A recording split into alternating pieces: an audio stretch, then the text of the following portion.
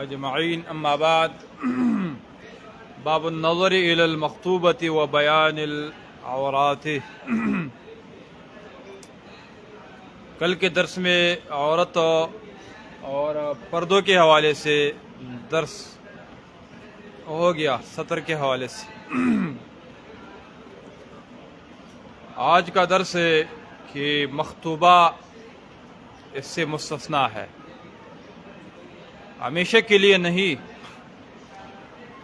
یہ عارضی وقت کے لیے ہے۔ کوئی انسان ارادہ رکھتا ہے کہ کسی کی بیٹی کے ساتھ، کسی کی بہن کے ساتھ شادی کرے اور وہ بھی راضی ہو جائے دینے پر، تو اس کے لیے جائز ہے کہ اس کو دے کے۔ یہ قرآن کریم کے آیات سے بھی یہ بات معلوم ہوتی ہے، وَانْكِحُوا مَا طَابَ لَكُم مِّنَ النِّسَاءِ مَثْنَىٰ وَثُلَاثَ وَرُبَاعَ۔ مَا طَابَ لَكُم، جس طرح تمہیں پسند ہے عدد کے لحاظ سے، اور اس طرح اس سے استدلال بھی ہوتی ہے کہ کیفیت کے لحاظ بھی، تمہیں جو پسند ہے اسے نکاح کرے۔ اگر نہ دیکھا جائے تو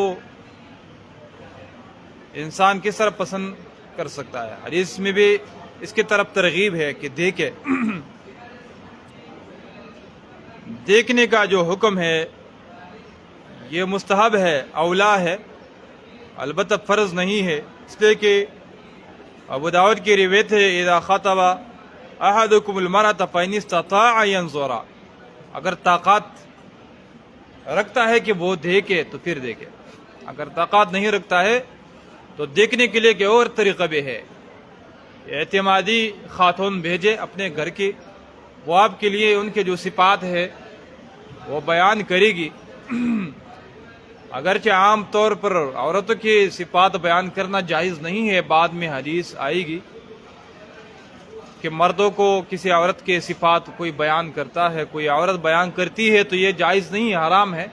لیکن جو مخطوبہ ہے، جس کی خطبہ کیا جاتا ہے، ان کی صفات پھر آپ کو بیان کر سکتی ہے، جس کے آپ خطبے کا مرید ہو، ارادہ کرتے ہو کہ اس کی کلر اس طرح ہے، قد قامت اس طرح ہے، اخلاق اس طرح ہے، سب کچھ بیان کرے گی، تو یہ بھی ایک قسم کی نظر ہے۔ پھر اس نظر کے حوالے سے اختلاف ہے کہ یہ نظر اگر انسان مباشرتاً کرتا ہے خود براہ راست تو کتنے تک اس میں اجازت ہے؟ اس کے بارے میں امام احمد بن حنبل سے 3 اقوال روایت ہے، ہر قول پر اہل علم کے کچھ نہ کچھ جماعت موجود ہے۔ ان سے ایک روایت تو یہ ہے کہ دیکھنے کے جو مواضع ہے اس میں کوئی استثناء نہیں ہے۔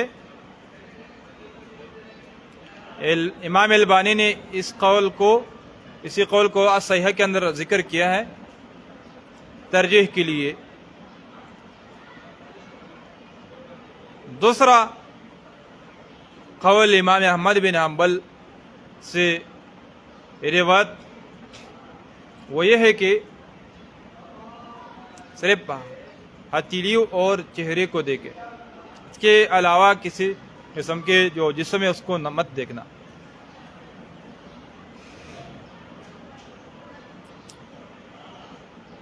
تیسرا قول امام احمد بن حنبل سے جو روایت ہے وہ یہ ہے کہ مواضع الزینت کو آپ دیکھ سکتے ہیں۔ مواضع الزینت کا بیان پہلے درس میں ہو چکا ہے، مثلا گردن، گلا، بال، پنڈلی، بازو، اس کے علاوہ جسم کو نہیں دیکھا جائے گا، وہ بھی ایک بار دیکھنے کے لیے موقت اجازت ہے۔ عام طور قل للمؤمنین یغضون من ابصارهم ويحفظوا فروجهم، لیکن ہر حکم کلی کے لیے استثناء موجود ہے۔ اوپر کرنے سے منع ہے، لیکن الا من اکرہ وقلبہ مطمئن بالایمان، ہر چیز میں استثناء غالباً موجود ہے۔ اور یہ تیسرا قول جو ہے یہ راجح قول ہے، اس لیے کہ بعض صحابہ کرام سے بھی اس طرح نقل ہے۔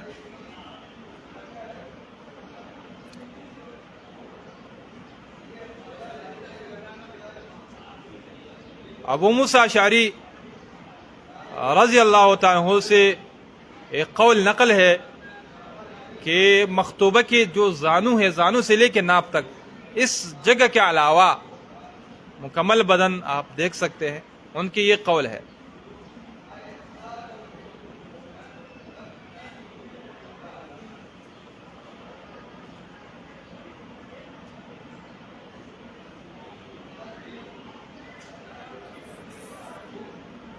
ابن عمر رضی اللہ تعالیٰ عنہ سے بھی صحیح سند سے ثابت ہے کہ مخطوبہ کی پیٹھ اور پیٹھ پنڈلی یہ آپ دیکھ سکتے ہیں۔ یہ قول علی رضی اللہ عنہ کی طرف بھی منسوب ہے، لیکن وہ کمزور ہے، ابن عمر سے ثابت ہے۔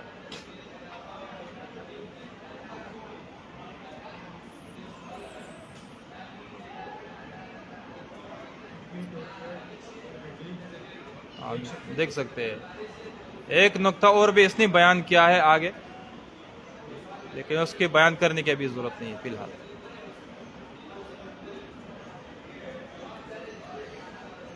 عمر رضی اللہ تعالیٰ عنہ سے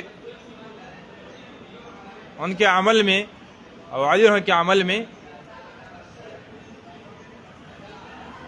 عمر رضی اللہ تعالیٰ عنہ نے علی عنہ کی جو بیٹی ہے کلثوم کے نام سے ان کا خطبہ کیا۔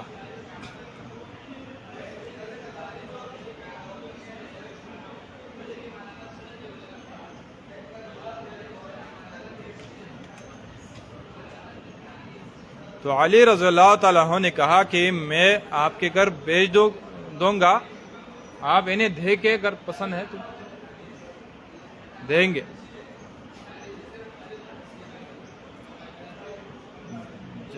جب وہ کلثوم چلے گئی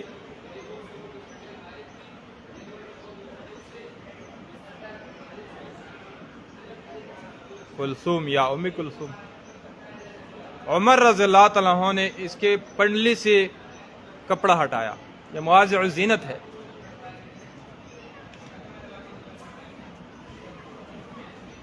وہ غصے میں آ گئی اور کہنے لگی کہ اگر آپ امیر المؤمنین نہ ہوتے لضربت علی عینیک، آپ کی آنکھوں سے میں آپ کو آنکھوں کے اوپر مار رہی تھی۔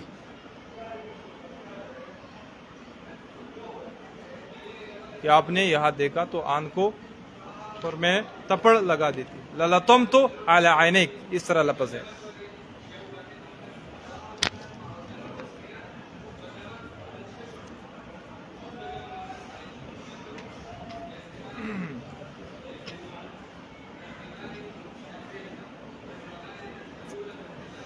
جابر رضی اللہ تعالیٰ عنہ کا ارادہ تھا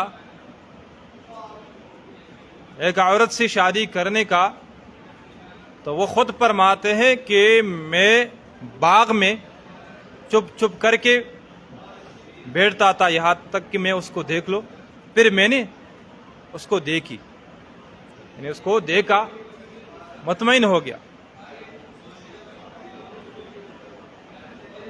چپ چپ آ کے دیکھنے تو حرام ہے عام وقت کے لیے، لیکن جب خطبے کا ارادہ ہو آپ کا تو اس طرح آپ انہیں دیکھ سکتے ہیں۔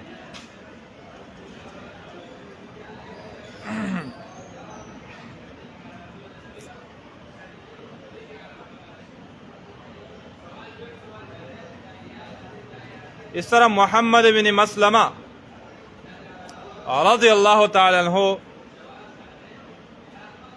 وہ ایک خاتون کی طرف بار بار دیکھ رہے تھے،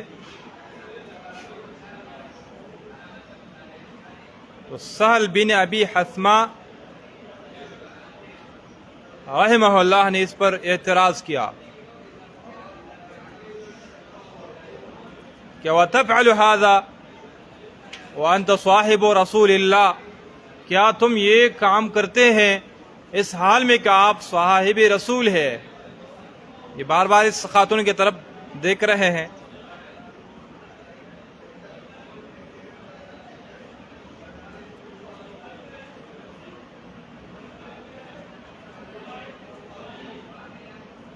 تو محمد بن مسلمہ رضی اللہ تعالیٰ عنہ صحابی رسول نے جواب دیا کہ جب اللہ تعالیٰ کسی کے دل میں کسی سے نکاح کی خواہش ڈال دے تو اس کی طرف دیکھنا جائز ہے، اس سے میرا ارادہ ہے کہ شادی کر لو، نکاح کر لو، اس نیت سے میں دیکھ رہا ہوں۔ جب یہ نیت اور عزم یقینی ہو، ویسے بہانہ بنا کے دیکھنا یہ جائز نہیں ہے۔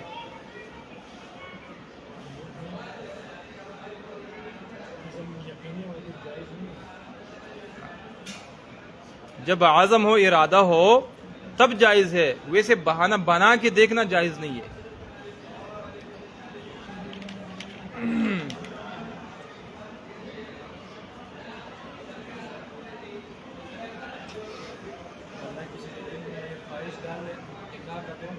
تو اس خاتون کی طرف دیکھ سکتا ہے، اس کے لیے دیکھنا جائز ہے۔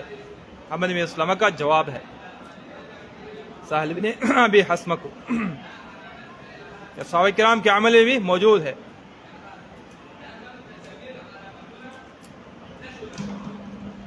ملخص الفقہ والا نے یہ بات لکھی ہے کہ رسول صلی اللہ علیہ وسلم نے خود ام سلمہ کو بھیجا تھا کسی عورت خاتون دیکھنے کے لیے۔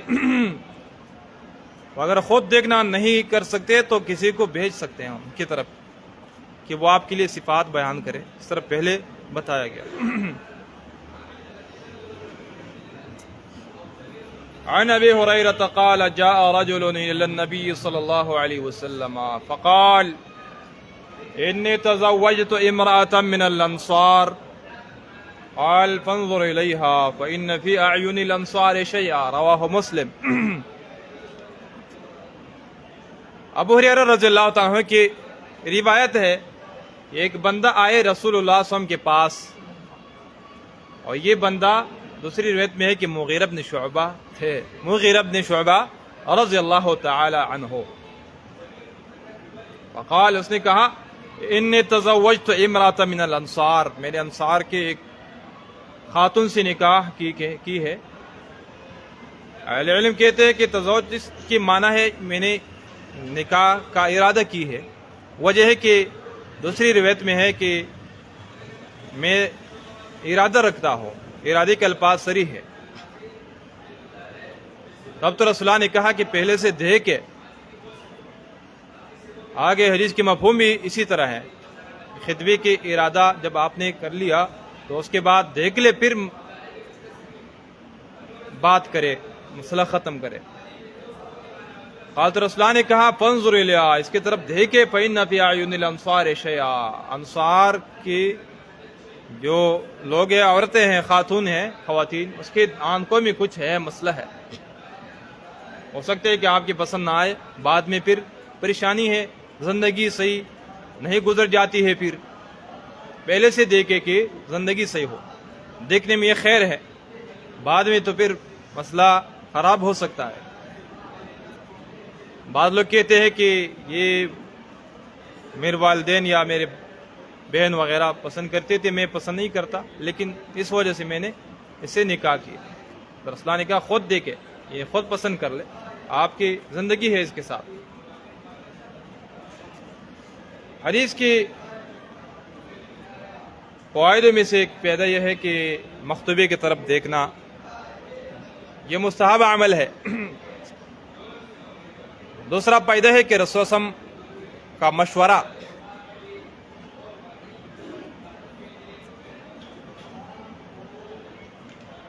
والد جیسے مشورے دے رہے تھے۔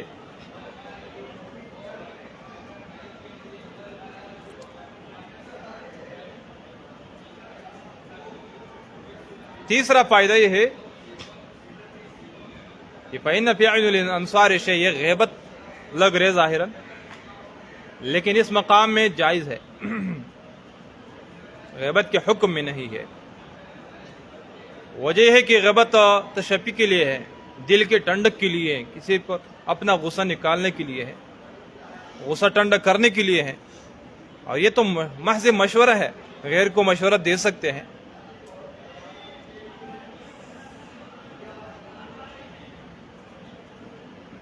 سوال کا جواب بھی ہو گیا، یہ تو غیبت ہے۔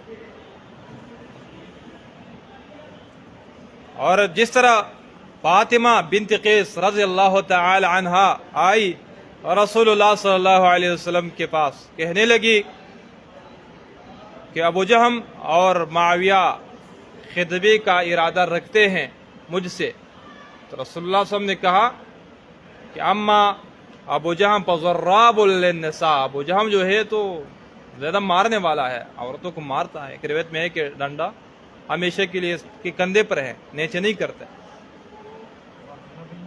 قیس، فاطمہ بنت قیس رضی اللہ تعالیٰ عنہ۔ وما معاویہ فصعلوک لا مال لہو، وہ تو غریب ہے، ان کے مال نہیں ہے، یہ بھی غیبت نہیں ہے، غیبت کے حکم میں نہیں ہے، یہ جائز ہے۔ کوئی کسی کے ساتھ رشتہ کرنا چاہتا ہے، عورت کے اندر کوئی عیب ہو یا مرد کے اندر کوئی عیب ہو، دیکھیں یہاں عورت کے اندر عیب کی طرف رسول نے اشارہ کیا کہ ان کی طرف دیکھے، اور ابو جہم معاویہ مرد ہے، مرد کی طرف جو عیب ہے، عیوب ہے، اس کا بتا دیا۔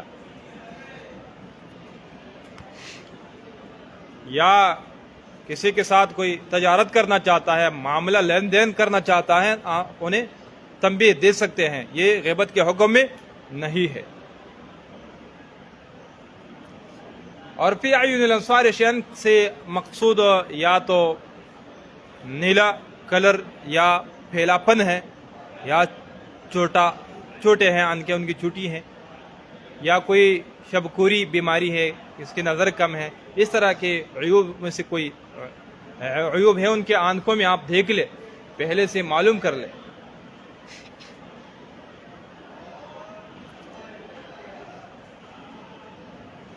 رسول اللہ صلی اللہ علیہ وسلم کو کس طرح پتہ چلا؟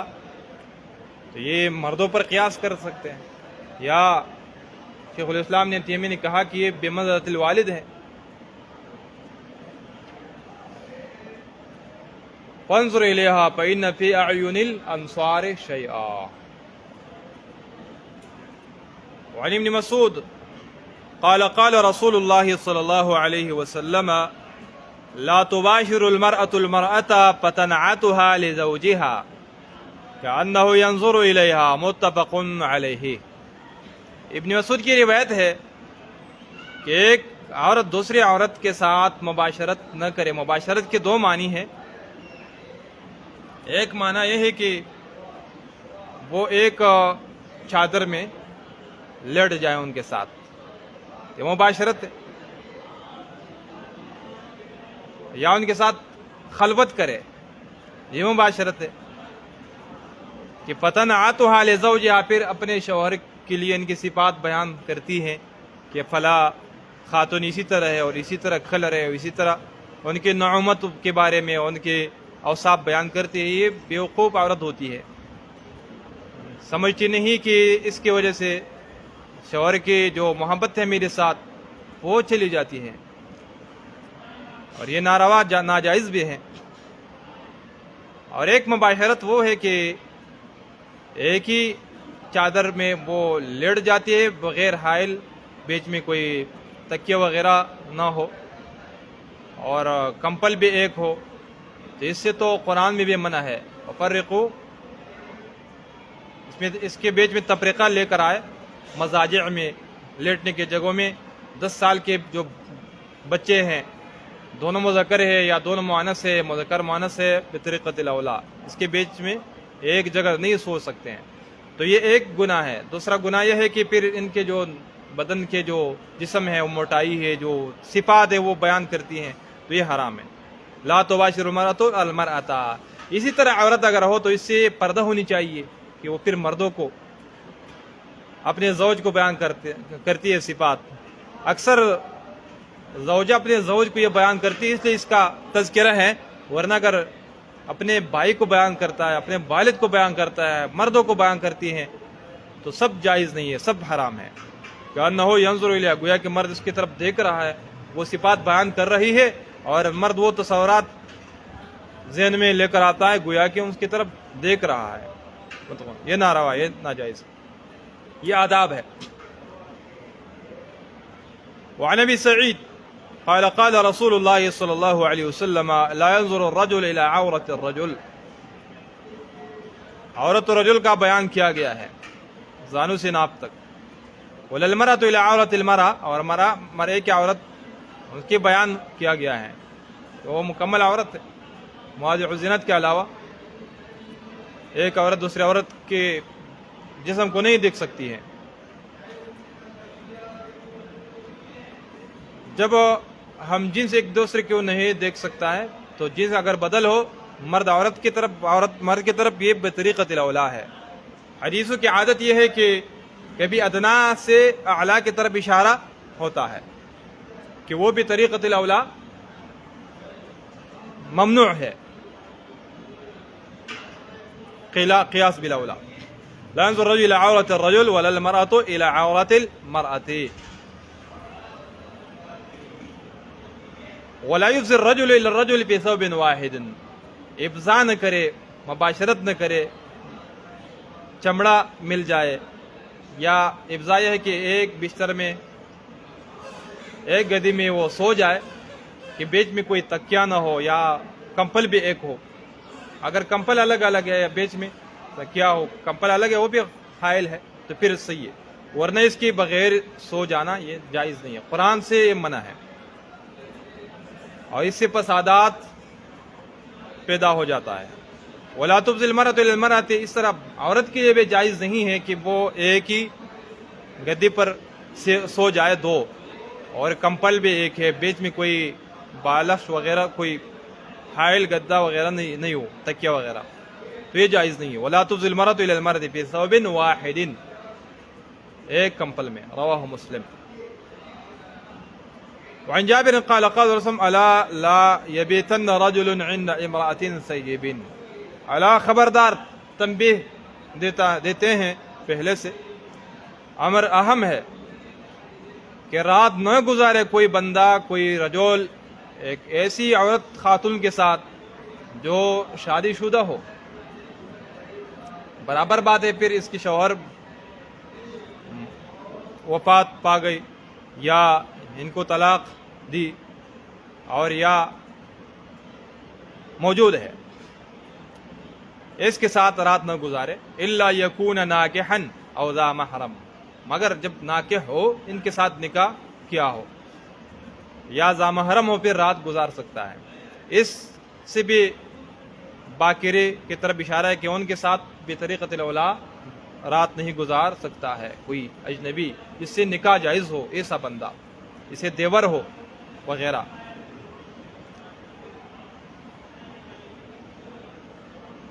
عند لا یبیتن کا تذکرہ ہے، رات گزارنے میں پمپاسد زیادہ ہیں، ورنہ تھوڑا سا وقت بھی جائز نہیں ہے. جس طرح عام ایک حدیث ہے، لا یخلون رجل بامرأة الا کان ثالثهما الشیطان. ایک انسان ایک خاتون کے ساتھ علیحدہ نہیں ہوتا ہے جو جس سے نکاح جائز ہو، اگر کہ موقت حرمت ہو لیکن ابدی حرمت نہ ہو، محارم میں سے نہ ہو، تو ان کے ساتھ اگر تھوڑا سا وقت بھی خلوت کے ساتھ گزارتا ہے. خلوت یہ ہے کہ وہ مطمئن ہو کہ کوئی اچانک آ نہیں سکتا ہے، یہ سارے سے گلی ہے، راستہ ہے، اس میں کوئی اور نہیں ہے، تو یہ خلوت نہیں ہے، کیونکہ ہر دقیقہ امکان ہے کہ کوئی آئے گا. لیکن خلوت یہ ہے کہ انسان مطمئن ہو جائے کہ کوئی آ نہیں سکتا ہے. اگر کوئی فساد کرنا چاہتا ہے تو اطمینان سے کر سکتا ہے، تو یہ خلوت ہے. اس طرح خلوت عورت کے ساتھ تھوڑے دیر کے لیے ہو، زیادہ وقت کے لیے ہو، یہ جائز نہیں ہے. رواہ مسلم. اگر ان کے ساتھ ایسے بچے ہیں جو تمیز والے ہیں تو پھر خلوت نہیں ہے. وعن عقبۃ بن عامر قال قال رسول ایاکم، اپنے آپ کو بچائے، والدخول علی النساء، اور خاص اس بات سے کہ دخول علی النساء پر داخل ہو جائے. وہ عورت اکیلی ہو گھر پہ اور آپ چلے جائیں ان کے گھر جائے، ان کے شوہر نہ ہو، ان کے بھائی وغیرہ کچھ بھی نہ ہو، کوئی بھی نہ ہو، فقال رجل، ایک بندہ نے کہا یا رسول اللہ ارأیت الحم، ہم کے بارے میں خبر دے دیجیے گا، دیور کے بارے میں۔ ہم شوہر کے رشتہ دار کو کہا جاتا ہے، وہ دیور ہو، وہ شوہر کا ماموں ہو، ماموں کا بیٹا ہو، شوہر کا چاچا ہو، چاچا کا بیٹا ہو، والد اس سے مستثنا ہے کیونکہ اس میں حرمت ابدی ہے، شوہر کے والد اس سے مستثنا ہے، باقی رشتہ دار مراد ہے، یا شوہر کے بچے جو ہیں وہ بھی اس سے مستثنا ہے، دوسری عورت سے، وہ بھی ان کی ان کی ماں بنتی ہے۔ اس کے علاوہ شوہر کے جتنے بھی رشتہ دار ہیں مرد تمیز والے، تو وہ اس ہم میں شامل ہے۔ ارأیت الحم، ہم کے بارے میں خبر دے دیجیے گا۔ قال الحم الموت، دیور تو موت ہے، موت۔ اس لفظ کی بعض لوگوں نے غلط معنی کی ہے کہ جس طرح موت سے جان چھوڑنا نہیں ہے، ضرور آئے گی، تو اس طرح اس سے بھی بچانا نہیں۔ خیر، یہ معنی غلط ہے اور اس کے مفہوم اس سے مخالف ہے۔ یہ موت کے مانند ہے، مقصد یہ ہے کہ یہ فساد ہے، اس سے فساد بن جاتا ہے دیور۔ لیکن یہ تحفۃ الحوزی میں علامہ مبارک پوری صاحب فرماتے ہیں کہ محمول علی الخلوہ، خلوت کی حالت میں دیور آ جائے، گھر میں کوئی بھی نہ ہو، تو ان کے لیے جائز نہیں ہے، مرگ کے موت کے مانند ہے، بہت فساد والی بات ہے۔ اگر گھر میں اور لوگ بھی ہے موجود ہے، خلوت نہ ہو، دیور اگر آ جائے تو یہ آنا کچھ شرائط میں نے بیان کیا، اس شرائطوں کے ساتھ موجود یہ جائز ہے۔ پھر کہ مواضع زینت ظاہر نہ ہو، بال، گلہ، گردن، پنڈلی، بازو وغیرہ یہ ظاہر نہ ہو، اور ذریبہ نہ ہو جس پر شک ہو، پسق کے شک ہو، ہاتھ نہیں ملاتے، یہ آداب اگر ہو تو پھر آنا جائز ہے۔ جس طرح علامہ ابن تیمیہ رحمہ اللہ فرماتے ہیں کہ صحابہ کرام ایک گھر میں رہتے تھے، بائی بائی شادی شدہ، لیکن ان کے بارے میں یہ نہیں ہے کہ گھر کے اندر پردے ڈالے ہوئے تھے۔ اگر اس کی علاج ہو سکتا ہے، بہتر بات ہے، جس طرح ہم نے بتا دیا کہ مستحب پر عمل کرنے چاہیے کہ بالکل جس سے نکاح ہوتا ہے اس سے مکمل مستحب پردہ ہو جائے، اس پر عمل کرنی چاہیے۔ البتہ نہ ہو جائے کسی جگہ تو فتوی نہیں دیں گے کہ وہ عصات ہے، جب شرائط اور آداب کی لحاظ رکھتے ہیں تو اس میں یہ جواز ہے۔ متفق علیہ۔ وصلی اللہ تعالی علی خیر خلقہ محمد وعلی آلہ وصحبہ اجمعین۔